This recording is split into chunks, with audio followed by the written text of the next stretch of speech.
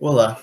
Nesse vídeo, vamos falar sobre cultura de células e tecidos, uma das linhas de pesquisa de biotecnologia e produção, uma das grandes áreas das ciências biológicas. A cultura de células refere-se à remoção de células de um animal ou planta e seu subsequente crescimento em um ambiente artificial favorável. As células podem ser removidas do tecido diretamente e desagregadas por meios enzimáticos ou mecânicos antes do cultivo, ou podem ser derivadas de uma linha celular ou cepa celular já estabelecida. A cultura celular é uma das principais ferramentas usadas na biologia celular e molecular, fornecendo excelentes sistemas modelo para estudar a fisiologia normal e a bioquímica das células, por exemplo, em estudos metabólicos e de envelhecimento celular. Os efeitos de drogas e compostos tóxicos nas células, além da mutagênese e carcinogênese, são outros focos dessa linha de pesquisa. Também é usado na triagem e desenvolvimento de drogas e na fabricação de larga escala de compostos biológicos, como, por exemplo, vacinas e proteínas terapêuticas. A principal vantagem de se usar a cultura celular para qualquer uma dessas aplicações é a consistência e a reprodutibilidade dos resultados que podem ser obtidos usando um lote de células clonais. A cultura primária refere-se ao estágio de cultura após as células serem isoladas do tecido original e proliferarem sob as condições apropriadas até que ocupem todo o substrato disponível. Nesse estágio, as células precisam ser subcultivadas, transferindo-as para um novo recipiente com meio de crescimento fresco para fornecer mais espaço para o crescimento contínuo. Após a primeira cultura, a cultura primária passa a ser conhecida como cultura secundária ou subclone. Essas linhas celulares derivadas da cultura celular primária têm uma vida útil limitada e, à medida que ao passar do tempo, predominam as células com maior capacidade de crescimento, resultando em um grau de uniformidade genotípica e fenotípica na população. Se uma subpopulação de uma linha celular for selecionada positivamente da cultura por clonagem ou algum outro método, essa linha celular se torna uma cepa de células. Essa cepa frequentemente adquire mudanças genéticas adicionais, subsequentes ao início da linhagem parental. As culturas normais geralmente se dividem apenas um número limitado de vezes, antes de perder sua capacidade de proliferação. Esse evento é determinado geneticamente e é conhecido como senescência. Esse tipo de linha celular são conhecidas como finitas. No entanto, algumas linhagens celulares se tornam imortais, por meio de um processo denominado transformação, que pode ocorrer espontaneamente ou ser induzido química ou viralmente. Quando uma linha celular finita passa por uma transformação e adquire a capacidade de se dividir indefinidamente, ela se torna uma linha celular contínua. Então, na minha parte, eu vou falar um pouco das condições laboratoriais e as condições da cultura, para que a cultura celular possa ocorrer adequadamente. Então, para a cultura celular ocorrer, o ambiente laboratorial ele tem que seguir normas internacionais rigorosas para ter reprodutibilidade e confiabilidade dos resultados obtidos com o cultivo das células. Porque é importante que as células estejam livres de contaminações. Para isso, é necessário que alguns cuidados sejam tomados. O laboratório ele precisa ter um ambiente anexo, por exemplo, uma sala exclusiva para a cultura, que deve possuir um sistema de filtração e de esterilização. Todo o trabalho da cultura de células ele deve ser realizado em um fluxo laminar inspecionado e em bom estado de funcionamento. Antes do início de qualquer procedimento, uma luz ultravioleta ela deve ser ligada e mantida por pelo menos 30 minutos ligada de preferência. E também todos os materiais eles devem ser esterilizados. E durante a manipulação dos materiais, o pesquisador ele deve manter sempre uma boa higiene. E também é sempre importante lembrar do uso obrigatório de jalecos e luvas. Agora, em relação às condições de culturas, elas vão variar dependendo do tipo da célula.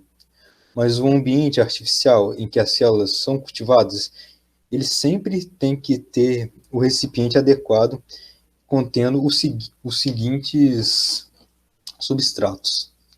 Precisa ter um substrato ou meio que forneça os nutrientes essenciais, precisa ter fatores de crescimento, hormônios, gases como oxigênio e o dióxido de carbono, e um ambiente físico-químico regulado, com pH, pressão osmótica e temperatura tudo regulado. E a maioria das células elas são dependentes da ancoragem e devem ser cultivadas enquanto anexadas a um substrato sólido ou semissólido, enquanto outras podem ser cultivadas flutuando no meio de cultura em suspensão. Se um excedente de células estiver disponível na subcultura, elas devem ser tratadas com um agente protetor apropriado e armazenadas em temperaturas abaixo de menos 130 graus, em criopreservação para uso posterior. Já a cultura de tecidos vegetais consiste em pequenos fragmentos isolados de um organismo vegetal, a planta matriz, desinfestados e cultivados asepticamente por um período de tempo em um meio de cultura sólido ou líquido. Esse método promove uma propagação assexuada. As etapas são, primeiramente, coleta do fragmento da planta matriz, depois é feita a asepsia desses fragmentos, o preparo de meio de cultura apropriado para a espécie e para o objetivo final. Por exemplo, se a gente quer estimular a formação de brotos, é inserido um determinado hormônio vegetal. Mas se a gente quer estimular o alongamento dessas plantas, então deve ser inserido um outro hormônio vegetal, etc. E aí, ao fim, esse meio é autoclavado para evitar a contaminação de fungos e bactérias. Depois é feita a inoculação do explante no meio de cultura, com os devidos cuidados em uma capela de fluxo laminar, também para evitar contaminação. A manutenção dessa cultura é feita em sala de crescimento, o qual possui um ambiente controlado em relação à luminosidade, temperatura e umidade. E, por fim, a aclimatização, que é o processo ex vitro dos explantes, né? Quando a gente retira, faz essa transição do in vitro para o ex vitro. É necessário que essas plantinhas, né, essas pequenas mudas já esse processo seja feito gradativamente, com paciência. Essas plantas devem ser cobertas por um material transparente para permitir um ambiente úmido, né, e com uma temperatura agradável para o desenvolvimento delas, né? E a cultura de tecidos vegetais, ela proporciona a produção em grande escala de mudas. E aí essa técnica vai ser chamada de micropropagação. E ela é de muita valia para a agricultura e para o paisagismo, né? As mudas produzidas in vitro, elas têm uniformidade genética, maior vigor fisiológico, ausência de patógenos que podem causar doença.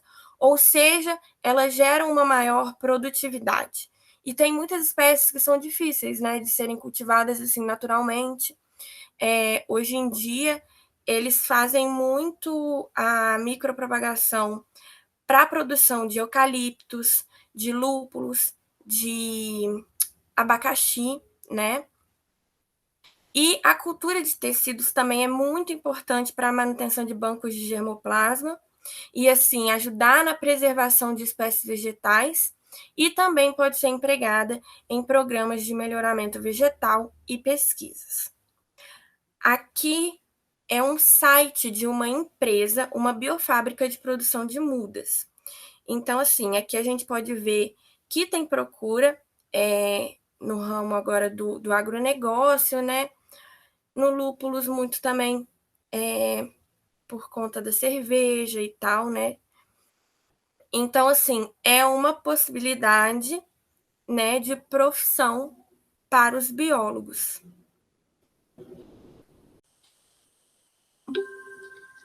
Agora eu vou falar duas possibilidades do profissional biólogo trabalhar na área de saúde com a cultura de célula, né? A cultura de célula, ela geralmente o que vai acontecer? O profissional ele vai trabalhar em laboratório ou em universidades, né? Ou em indústria farmacêutica, né?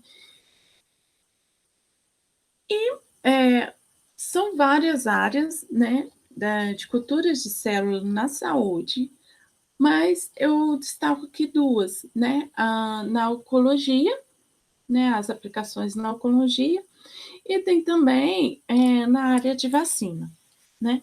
Para começar, para falar um pouquinho da oncologia, a gente vai falar um pouco das células, culturas de células staminais, né. As células staminais são células indiferenciadas. Essas células, elas são essenciais para se fazer qualquer outro tipo de cultura, né? Elas existem em tecidos fetais, né? No sangue do cordão umbilical, em nichos celulares específicos de muitos órgãos de mamíferos adultos. Por exemplo, a gente tem células musculares, né? Indiferenciadas, que são denominadas células satélites, né? E está ali ao redor daquele tecido muscular. A utilização de células staminais no tratamento de múltiplas doenças, né? Que é a terapia celular. Então, tem uma substituição, né, das células ali danificadas por essas células staminais, né? Que foi trabalhada em laboratório.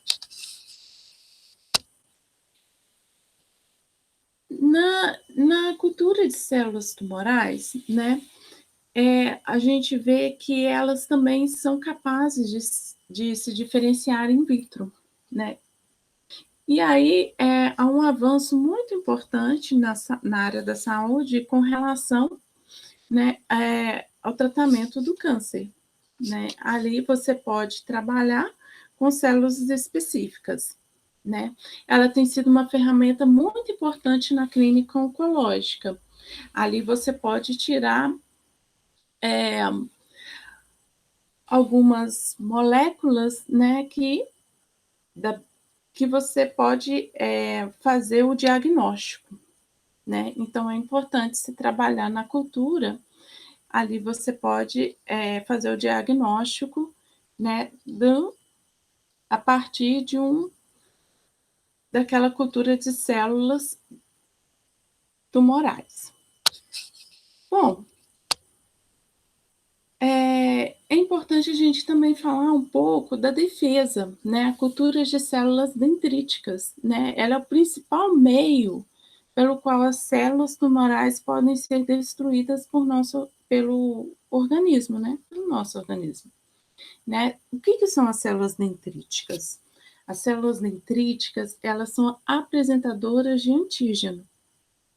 São responsáveis pelo processamento e apresentação de antígenos a outras células do sistema imunitário, né? As células dendríticas modificadas em meio de cultura, né, ela funciona como potencial vacina terapêutica, né, para obtenção da regressão tumoral isoladamente ou em combinação com outras terapias. E na produção de vacina, né, é um outro campo de trabalho para o profissional biólogo no meio de cultura de células. Os princípios e processos dessa terapia têm sido desenvolvidos e melhorados, combinando com a produção de vacinas virais, anticorpos monoclorais, interferon, enzimas e hormônios, fatores peptídicos, né, de crescimento e outros produtos biológicos importantes. Então, a gente tem aí uma